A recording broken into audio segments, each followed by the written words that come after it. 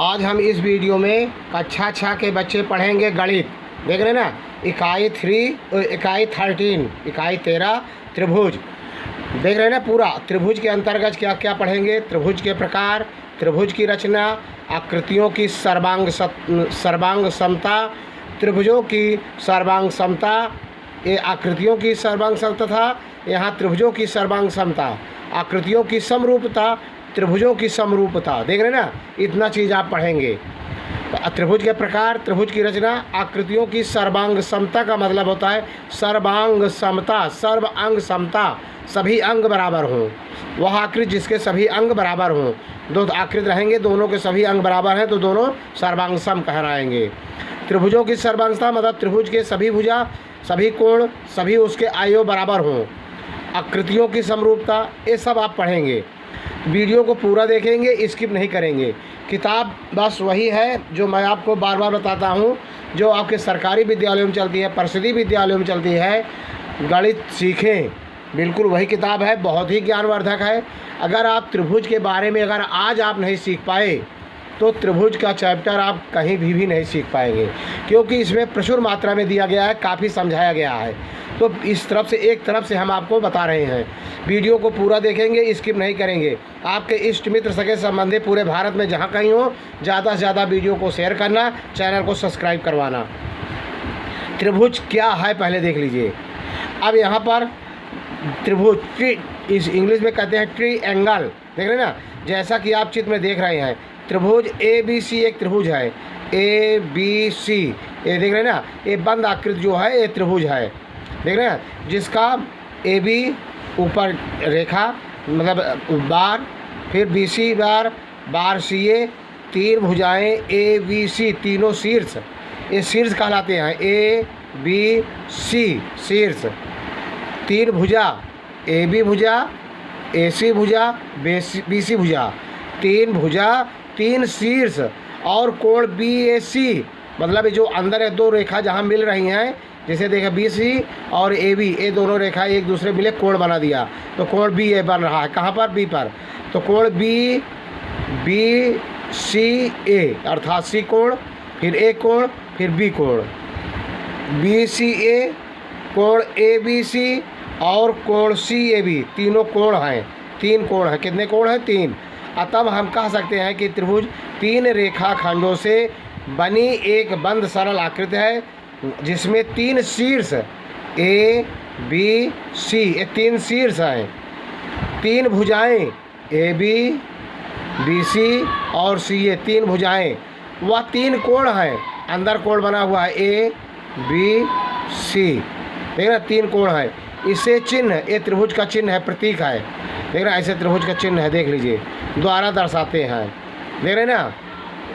अब हम आगे देखते हैं, बिल्कुल एक भी क्वेश्चन नहीं छूटेगा।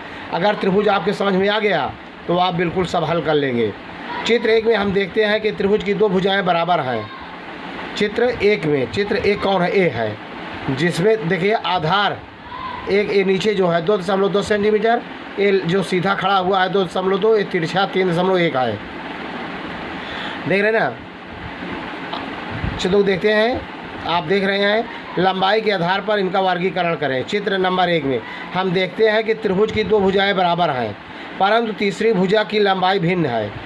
देख रहे हैं, दो भुजा बराबर है, तीसरी भुजा की लंबाई दूसरा है, तो त्रिभुज को समद्विबाहु त्रिभुज कहते हैं। इस प्रकार के त्रिभुज को क्या कहते हैं? समद्विबाहु त्रिभुज। अर्थात जिस त्रिभुज की दो भुजा बराबर हो उसे समद्विबाहु त्रिभुज कहते हैं। याद रखना नाम, समद्विबाहु त्रिभुज। अगला चित्र नंबर 2, ये 2 में देख रहे हैं, 4A भुजा है, 4A भी भुजा है, 4A भी भुजा है, मतलब तीनों भुजा 4 हैं। तो क्या कहते हैं इसको? इस त्रिभुज की तीनों भुजाएं बराबर हैं, अतः इसे समबाहु त्रिभुज कहते हैं। कहने का मतलब जिस त्रिभुज की तीनों भुजाएं बराबर हो उसे समबाहु त्रिभुज कहते हैं। तो कौन सा त्रिभुज हुआ? समबाहु त्रिभुज। पहला कौन सा त्रिभुज हुआ था? समद्विबाहु त्रिभुज। अब इसके आगे देखते हैं। आज पूरा त्रिभुज विधिवत समझ लीजिए। तीसरा है, चित्र नंबर 3 को देखिए। इस त्रिभुज की भुजाओं की लंबाई में कोई समानता नहीं है। देख रहे हैं ना, एक भुजा है 2.5, दूसरी भुजा है यहाँ नीचे जो लिखा गया है 3.5, और एक जो खड़ी लंबी है 2.5 का, एक तिरछी रेखा 5 सेंटीमीटर। इसलिए इस प्रकार के त्रिभुज को विषमबाहु त्रिभुज कहते हैं। जिस त्रिभुज की कोई दो भुजा बराबर न हो उसे क्या कहते हैं? विषमबाहु त्रिभुज। देख रहे हैं ना। अब आगे देखते हैं भुजाओं पर। देख रहे हैं ना, यहाँ हमने देखा कि भुजाओं की लंबाइयों के अनुसार त्रिभुज 3 प्रकार के होते हैं, लंबाई के आधार। आप कोण और इसके प्रकार के विषय में अध्ययन कर चुके हैं। अब हम आगे देखेंगे कोण के आधार पर त्रिभुज कितने प्रकार के होते हैं। अब कोण देख लीजिए। पहला चित्र देखिए, ए न्यून कोण लिखा गया है क्योंकि सभी कोण जो हैं 90 अंश से कम हैं। जिस त्रिभुज के तीनों कोण 90 अंश से कम हो वह न्यून कोण त्रिभुज होता है। दूसरा चित्र समकोण त्रिभुज है। जिस त्रिभुज का एक कोण 90 अंश का हो, देख रहे हैं एक कोण 90 अंश का है, तो एक कौन सा त्रिभुज है? समकोण त्रिभुज है। जिस त्रिभुज का एक कोण अधिक कोण हो, ये अधिक कोण है। जिस त्रिभुज का एक कोण अधिक कोण होगा वो अधिक कोण त्रिभुज कहलाएगा। देख रहे हैं ना। चित्र नंबर 1 में त्रिभुज ABC का प्रत्येक कोण न्यून कोण है, इसलिए यह न्यून कोण त्रिभुज है। इस प्रकार के त्रिभुज को न्यून कोण त्रिभुज कहते हैं। चित्र नंबर 2 को देखें। इसमें कोण QRP समकोण है। ऐसा त्रिभुज जिसका एक कोण समकोण है समकोण त्रिभुज कहलाएगा। देख रहे हैं ना। चित्र नंबर 3 में कोण XYZ अधिक कोण है, जिसका नाम बीच में रहेगा XYZ, XZY। तो Z कहाँ है? बीच में। इसका मतलब हुआ बीच में वाले कोण को इंडिकेट किया जा रहा है। त्रिभुज XZY अधिक कोण है, अतः ऐसा त्रिभुज जिसका एक कोण अधिक कोण हो अधिक कोण त्रिभुज कहलाता है। फिर प्रयास कीजिए कह रहा है। अब इसको आप स्वयं प्रयास करेंगे, बताएंगे कौन सा त्रिभुज है, वर्गीकरण नाम। अब इसके बाद और देखिए, अभी सोचिए, देख रहे चित्र को भी देखिए। आइए अब हम त्रिभुज के अन्य कोणों के विषय में जानें। त्रिभुज ABC की भुजा BC बार ए भुजा का प्रतीक है। बढ़ाकर शीर्ष C पर बने कोण ACD, एक कोण बाहर बन रहा है इसे। देख रहे हैं ना, C का नाम बीच में है इसलिए कोण C। देख रहे हैं बाह्य कोण एक्सटेरियल एंगल कहते हैं। स्पष्ट है कि कोण BCA और कोण ACD परस्पर संलग्न कोण हैं। इसी प्रकार भुजा CA तथा भुजा AB को बढ़ाकर क्रमशः A और B बाह्य कोण बना सकते हैं। ये बाह्य कोण है, त्रिभुज के बाहर बना हुआ है। देख रहे हैं ना। अब क्या निष्कर्ष निकला? वह त्रिभुज जिसकी तीनों भुजाएं समान हो समबाहु त्रिभुज कहलाता है। इंग्लिश में भी याद कर लेंगे, इक्वैला। देख रहे हैं ना, टेरल ट्रायंगल कहलाता है। दूसरा वह त्रिभुज जिसकी केवल दो भुजाएं समान है समद्विबाहु त्रिभुज कहलाते हैं। Isosceles triangle. वह त्रिभुज जिसकी कोई भुजाएं समान नहीं है विषमबाहु त्रिभुज कहलाते हैं। स्केलेन ट्रायंगल कहलाते हैं। कोणों की दृष्टि से वह त्रिभुज जिसका एक कोण समकोण है समकोण त्रिभुज कहलाता है।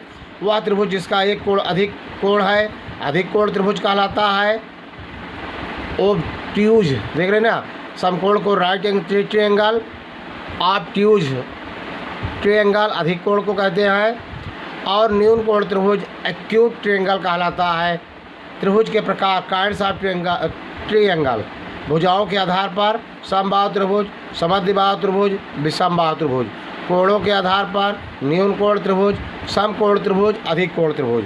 देख रहे हैं, ये पूरा आपको विस्तार से त्रिभुज के बारे में आप देख रहे हैं। अब आपने विभिन्न ज्यामितीय आकृतियों को देखा और बनाया। इस इकाई में आप एक बहुत ही महत्वपूर्ण ज्यामितीय संकल्पना सर्वांगता सीखने जा रहे हैं, जो विशेषकर त्रिभुजों की सर्वांग समता से संबंधित है। देख रहे हैं ना, सर्वांगता, तल आकृतियों की सर्वांगता। प्रयास कीजिए, पूरा देख रहे हैं। ये आपको दिखाई दे कौन से चित्र परस्पर आकृत रूप में समान है। ये दोनों देख रहे हैं, मुर्गी जो बने समान है। समान आकृति वाले चित्र क्या आकार विस्तार में भी समान नहीं है? अब आपसे प्रश्न किया जा रहा है, फिर उत्तर पूछा जा रहा है, बताया जा रहा है। आगे देखते हैं। देख रहे हैं ना, इन्हें देखिए।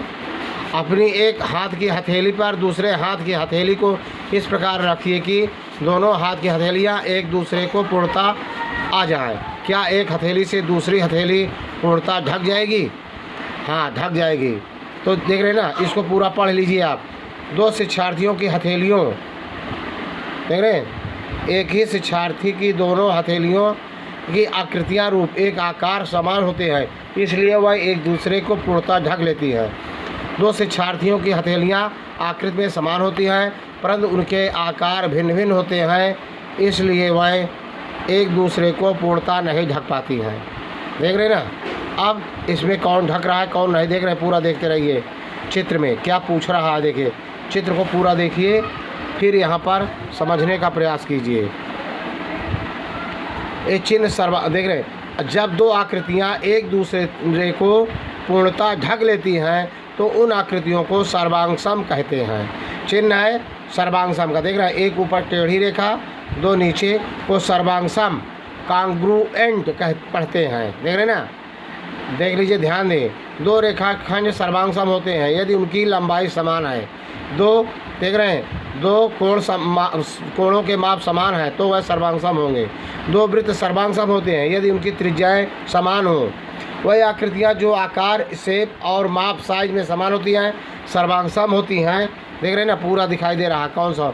अब आपको छाट कर लिखना है कौन सी सर्वांगसम आकृतियाँ हैं। जैसे गोला एक दूसरे को ढक लेंगे, त्रिभुज में देख रहे हैं, ये त्रिभुज ढक लेगा, देख रहे हैं ना, त्रिभुज एक त्रिभुज से ढक लेगा। तो ऐसे आपको सर्वांगसम त्रिभुज के बारे में आपको लिखना है। अब इसके बाद आप पढ़ेंगे 13A, इसके चैप्टर आप पढ़ेंगे अभ्यास के। वीडियो अच्छा लगा हो तो लाइक सब्सक्राइब से ज़रूर करना। जय हिंद, जय भारत।